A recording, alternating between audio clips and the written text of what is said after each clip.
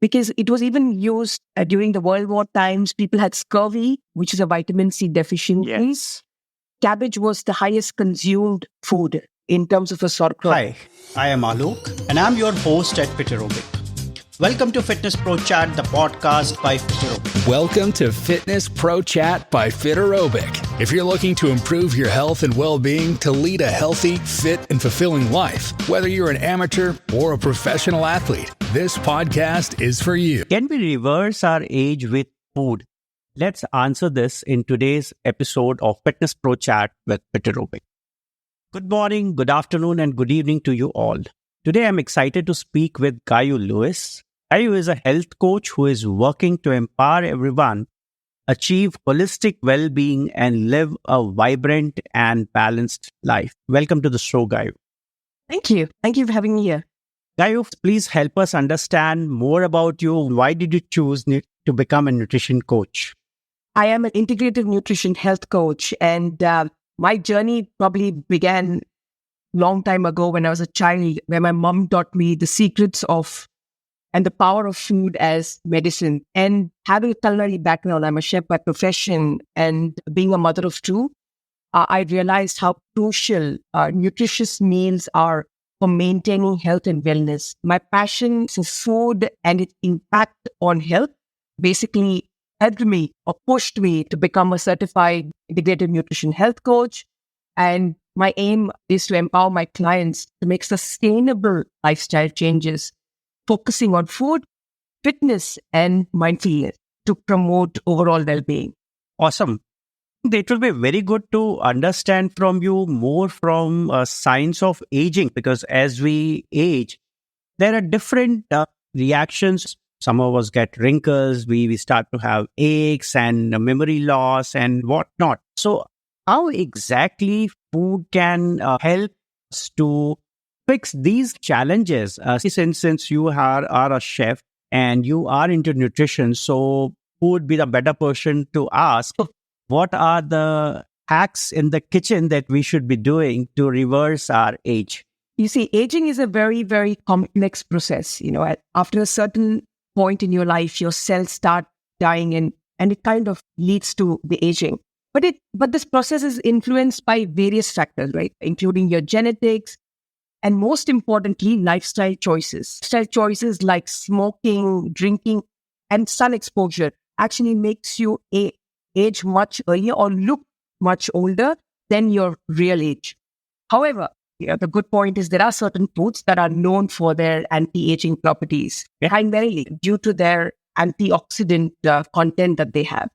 Now, foods rich in antioxidants, such as berries, nuts, you've got green leafy vegetables, they can actually help you fight the free radicals in your body and reduce the oxidative stress your cells go through.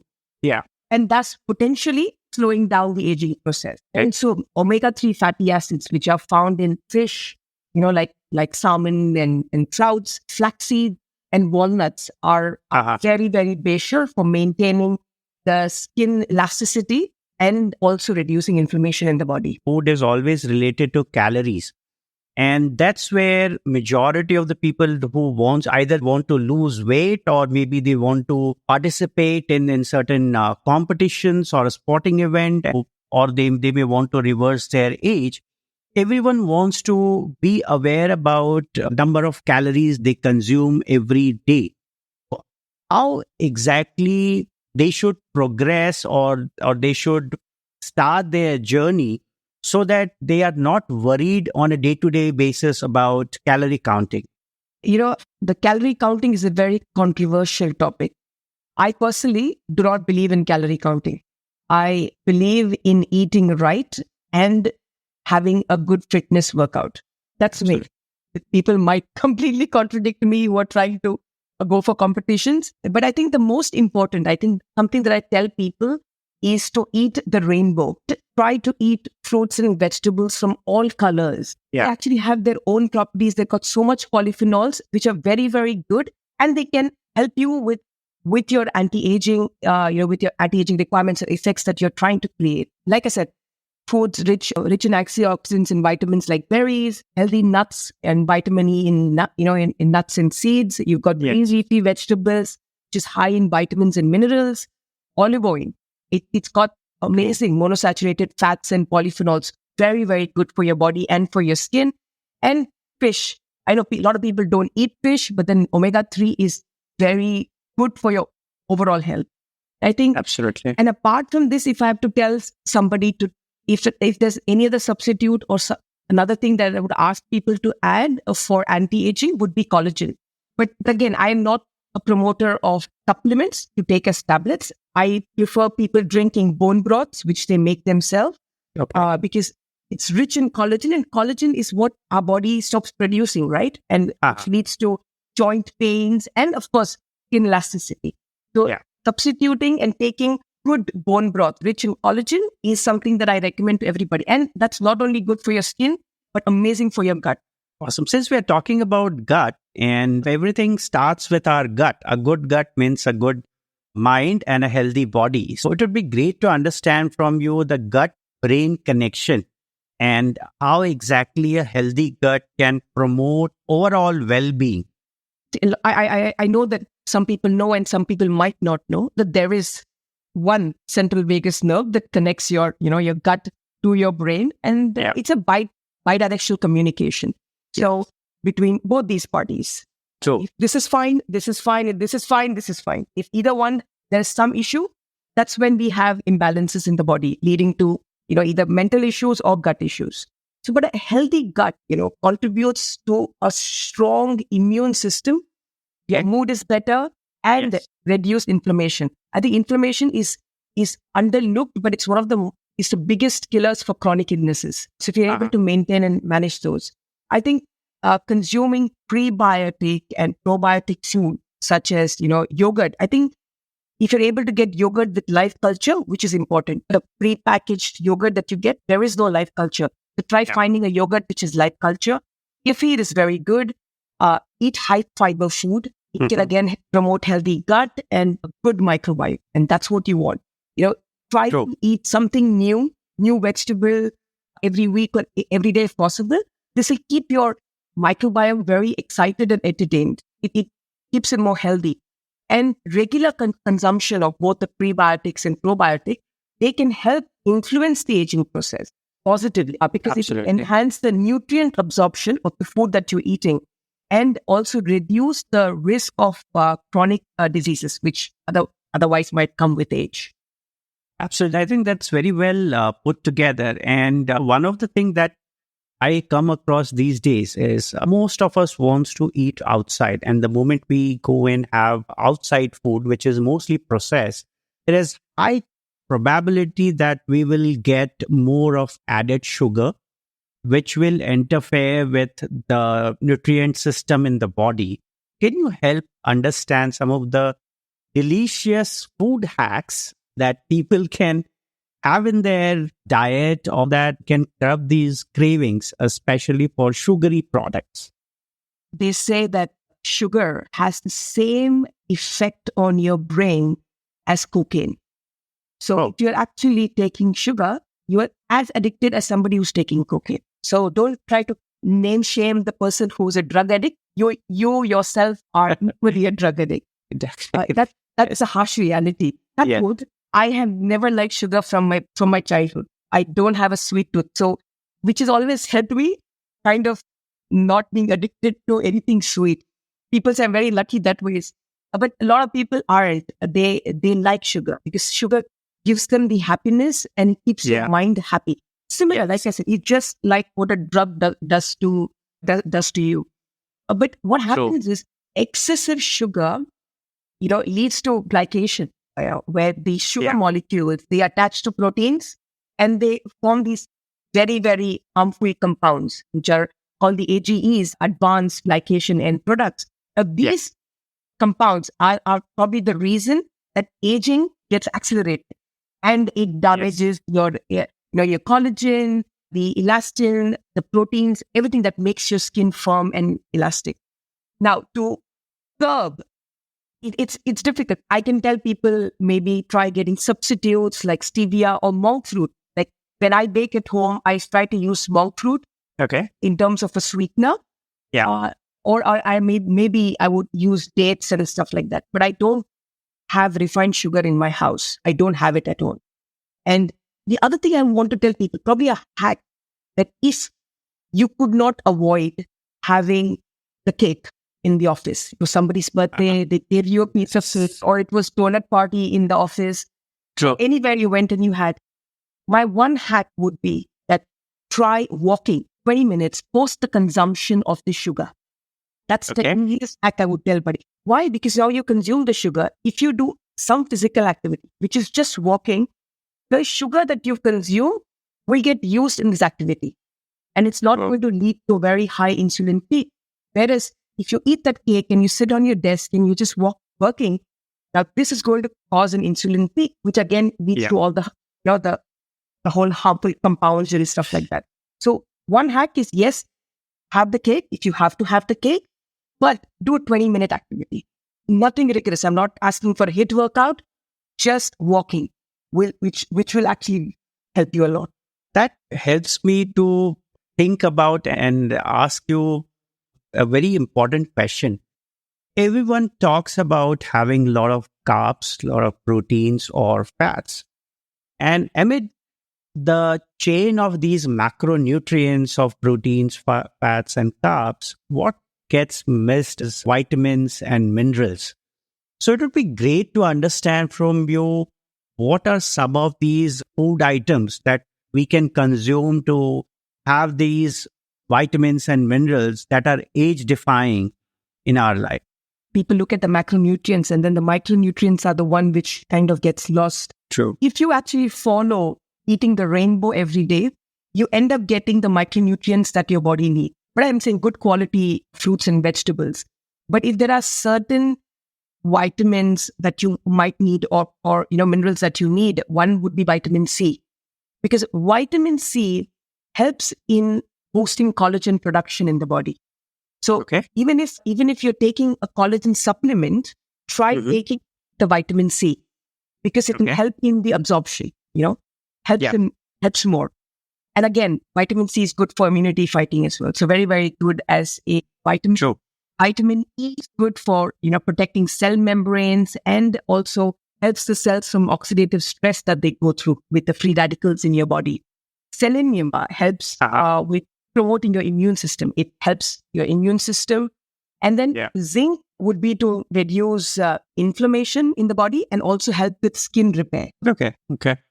I always tell people not to go in for supplements. I'm an anti-supplement person. I believe in taking the right fruits and vegetables and nutrients from them. Go for whole foods. Don't try to come up with a shortcut. I think that's the key. Absolutely. And since you're talking about supplements, so how do we replace these supplements with certain food item? Like you say vitamin C, and these days there are a lot of vitamin C tablets available and everyone is in the habit of just picking up one, putting it into the water and drinking it and believing that they have got a lot of vitamin C. Instead, what are the certain fruits where we can find a lot of vitamin C? Oranges, I would say, they're pretty much overused fruit right now in terms of vitamin C. There are better foods or fruits which people are not at all aware that they have more vitamin C than an orange or a lemon. So could you help us understand more about these fruits? Since you mentioned vitamin C, the vegetable that has the maximum amount of vitamin C is cabbage. Wow. I'm sure most people would not be aware about it. Correct. Because it was even used during the World War times. People had scurvy, which is a vitamin C deficiency. Yes. Cabbage was the highest consumed food in terms of a sauerkraut. That's what they made and they ate. But vitamin C, cabbage. If you're able to have a bowl of slaw, of course, don't have mayonnaise slaw, or even with the lime dressing, try to increase cabbage in your diet for vitamin C. Things like turmeric, ginger, along with an addition of lemon or orange can help with building your immunity, helping in absorption of vitamin C and stuff like that. So there are a lot of these foods that have anti-inflammatory properties, which overall, help with contributing to anti-aging process. I keep coming back to the point of eating colorful fruits and vegetables because they help in combating inflammation. And if you're able to manage that, you are good to go. I would not pinpoint on one or two, but the rainbow. That's the key. Absolutely. It's the rainbow that we should have on our plate. What role do spices play? And then there are a lot of spices with absolutely brilliant nutrient qualities in them, and which very few of us are even aware about the kind of nutrients that these spices have. So could you help us understand some of the good aspects of the spices? I come from India. We have a land of spices, right? We got so many good spices. Not only does spices help in flavoring your food, it's got a lot of medicinal properties, like you mentioned. True. For example, if you have a stomach pain or an upset stomach or a tooth pain, the first thing to go for would be to have clove, because clove has got anti-inflammatory properties. So, just chewing on a clove with the oil helps with your tooth pain that you have, number one. And second, if you have a bloating or a stomach pain after eating any food, try chewing on a clove. Okay. Or maybe try even green cardamom for that matter. Green cardamom, again, is not only good for your stomach, it's also very, very good mouth freshener. Because if you use artificial mouth fresheners like Listerine and stuff like that, what they do is they actually kill the bacteria in your mouth, which is the good bacteria as well. It actually kills that. Which is not good. So instead of trying to going for these artificial ones, just try chewing on a cardamom. So it's got, and turmeric. I mean, like I said, it's one of the most popular herb, and now it's gone all the famous now with people making it as a superfood.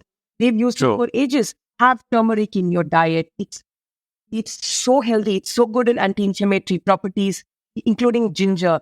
All of these, even in taken in small quantities, can help you a lot. And I think most of these spices eventually will help building your immunity, which is the key to keeping a healthy heart, healthy lifestyle.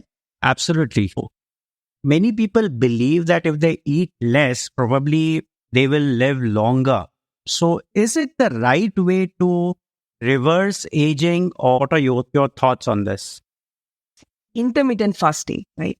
Where you're actually fasting for a longer period. And eventually it becomes a calorie restriction because you have a shorter window frame and then you're not able to eat that much food. So they have been associated with increased lifespan, right? In a lot of studies.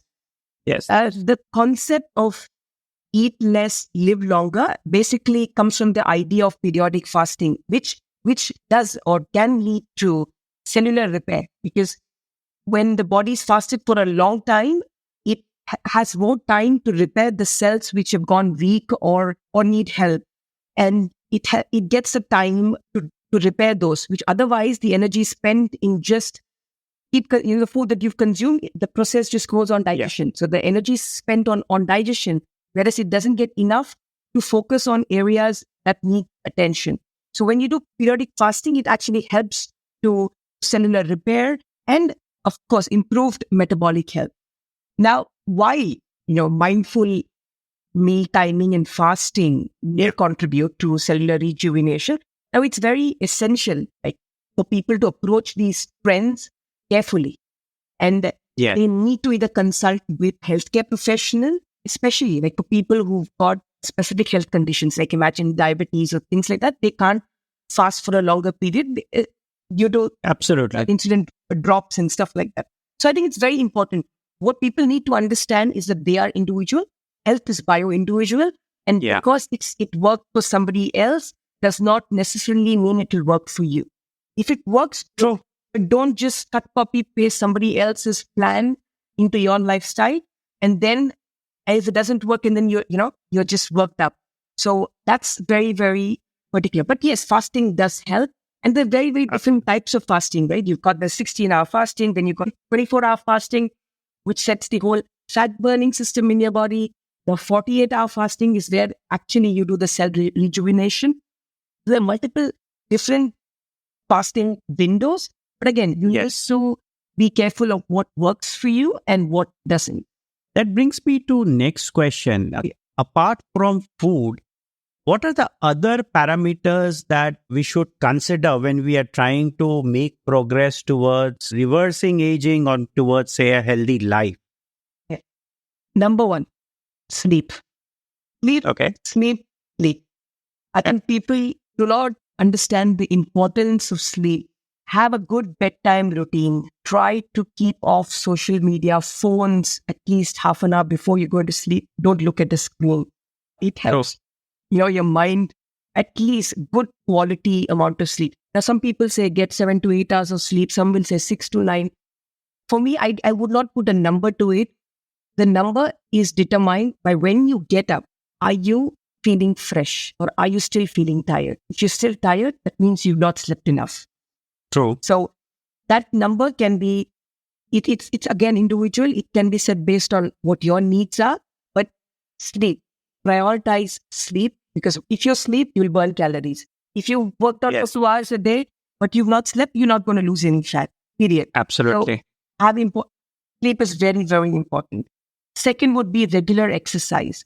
And again, exercise, again, depending on individual. Not everyone needs to do a HIIT workout. I think one of the most effective workouts, which helps in overall mind and body, is yoga. Yes. So it's less stressful on the body, but it's got a lot of benefits that the body gets. So yoga would be one that I would try people to do. And third would be effective stress management techniques. Try to breathe. I mean, not breathe it out, but actually focusing on your breath will help you feel very, very calm. And I think one breathing technique that I tell my clients to follow is the 4-7-8 breathing technique, where you breathe for a count of 4, you hold for a count of 7, and then you release for a count of 8. This breath is only done 3 times. It doesn't take a long time to do, but it actually calms your nervous system down. So if somebody's agitated, just do this 4-7-8. There's a lot of theory based on it, so you could read, but again, very, very important. So these factors, if you're able to manage these, they will help and work. Of course, you're working with your nutrition.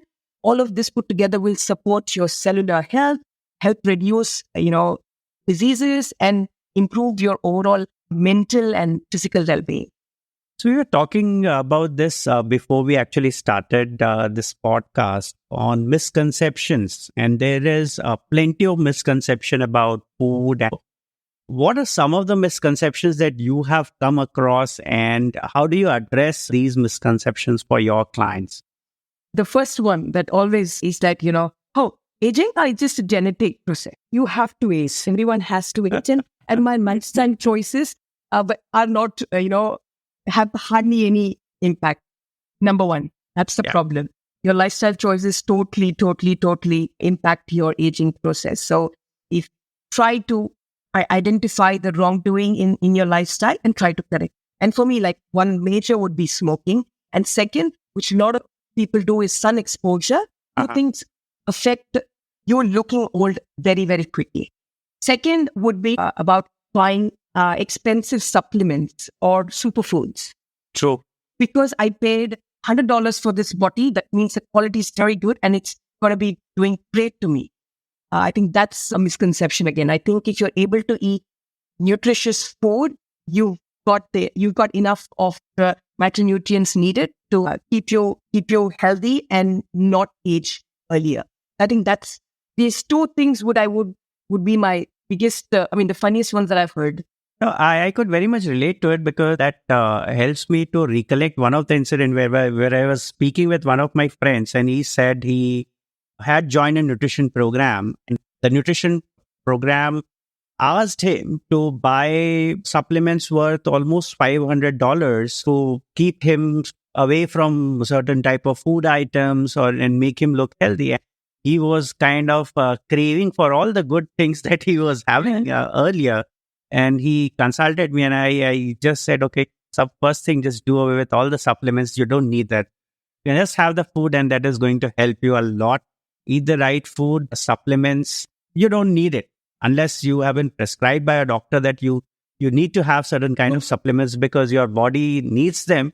So unnecessarily overload your system with supplements, which are in a way they're chemicals, right? They're like the chemicals that we are taking inside our body. That's I think I could very much relate to that misconception which you talked about. So, and since you are a chef, I think this is a very important question that I should be asking. What is your personal go-to recipe or any nutritional trick that you use when preparing meals? And probably this could help a lot of moms or a lot of males out there who love cooking and learn from some of the tricks that they can use in the kitchen. I think instead of a trick, I'll share something. The way what you eat is less important than how you eat as well. When it True. comes to having a healthier body, when I cook, I try to ensure that we have proteins, we've got carbs and fats, which are important. But most important is that we always start a meal with a salad or a vegetable starter, something that's got an acid in it and it's got a lot of leaves in it, or vegetables that have got fiber in it. Now, what it does to your body is that when you start eating food which has got a lot of fiber, it's like trying to imagine you're trying to push something down a pipe. If everything is very soft, the food goes down very quickly into your system. But if there is a lot of more roughage in the pipe, it will take longer for anything else to pass through. So what happens is when you eat a lot of fiber initially, by the time that food reaches your stomach, the sugar that comes out of eating food, there is no insulin spike because it takes long time for the food to get affected because there's so much fiber sitting there. And fiber does not break down, so fiber will still come out. So that's why I always tell people that eat a salad first thing first. If you do not have access to eating a salad, have a cucumber, have a tomato, anything which is, and don't break it down. Do not grate it. Do not blend it. I'm someone who's against juicing because juicing, you've taken out all the fiber in the vegetables and it leads to a higher insulin spike eventually. So my whole thing is about managing insulin spikes because if you're able to manage insulin spikes, a lot of conditions in your body can be avoided. So that would be my absolutely. To people, eat healthy food, try to cook homemade food, avoid takeout and frozen food and processed food. If there was something that I wish for things to happen, would be that there are no processed food in this world. But that's not going to happen. It's $1 million business that's there, so that will not happen. But I would recommend people to not buy ready-made food, rather take the effort of cooking. I know for some people it's very stressful, but try cooking together with your family. Try to engage your children while cooking. I think it also keeps them engaged and becomes a happier process. And you know exactly then what you're eating and what you're putting in your system. So that's very, very key. So that would be my advice. So I have a personal question for you. How does your routine look like? What keeps you going all around the day? And what do you do in terms of exercise, the kind of food that you eat? Could you please share with us? Well, like I mentioned, I just turned 40, start of this year. I'm a 1st of January born baby. So wow. Big achievement for me this year. A big milestone. But in terms of what I do, I've always been into fitness. So my day always starts when I wake up, I do a very, very short, quick prayer, meditation, which is a 10-minute breathing exercise that I do sitting in my bed, which is basically the time for the day that passed and to welcome the new day. That's what I do. Then I get ready, get my kids up and running and going to school, post which I go to the gym. I think gym for me is a place where I completely relax and it helps me not think about other things that are happening. I'm into CrossFit. That's a good community. It's a lot of fun engagement that happens. Then like I said, I cook all my meals at home and including the food that my kids take to their school. So cooking is a big thing. I make sure I eat my plate. My plate has to look colorful for me about eating the rainbow. Then it's regular work. I'm a consultant as well. So I do a lot of, or I go meet my clients and things like that. Evening would be, we do an early dinner in the house. That's in logo. It's 7:00 is our dinner time. My kids go to bed at 8. I think they good sleeper practices are all good. But then post which my husband and I go for a walk, I think about a 20-25 minute walk in the evening. And then it just wind down where again, I don't look at my screen. If anybody calls me post 8:30, there's no chance I'm going to look at my phone. So I don't look at a screen. I sit and I do a gratitude journal every night, thanking for the day that went through. Awesome. And and that's how I basically, and I do Sudoku before I go to sleep. I think that's what I do. It's a little funny, Well, but that's some mental exercise as well before you go to sleep. That's a good way to tire your brain. overall day looks like. Yeah, but I sleep early. I sleep at 9:30 and I get up at 5. So that's me. I don't do late nights. Absolutely brilliant. That brings us to the last question for today's podcast. And that is, what are the top 3 recommendations that you would have for anyone who is interested to reverse the aging process? Take a bath in milk like Cleopatra did. No, not really. I think number 1 would be incorporate a variety of antioxidant-rich food. Like I said, eat the rainbow of fruits and vegetables every day to combat oxidative stress that your cells go through. 2 would be to maintain a balanced gut microbiome. So include probiotic and prebiotic food that will support your digestion and immune function. And 3rd is to adopt a holistic lifestyle approach. I think combine the good nutrition with exercise, good sleep, and stress management techniques. That will basically help you optimize health and longevity. Absolutely. Thank you so much, Gayu. That was brilliant speaking with you. And thank you so much for your time today. Thank you, Alok. Thanks a lot. It was great time. I had a lot of fun. That's a wrap. Thanks for listening to Fitness Pro Chat by Fit Aerobic. We hope you had key takeaways from today's episode and learned something new. Don't forget to download and subscribe so you don't miss the next episode. And leave us a rating and review on your favorite platform. In the meantime, reach out to us on Instagram at Fit Aerobic or through our website, fitaerobic.com. And remember, failures will only make you strong and better learn. Take care, stay healthy, and live a fulfilling life with Fit Aerobic.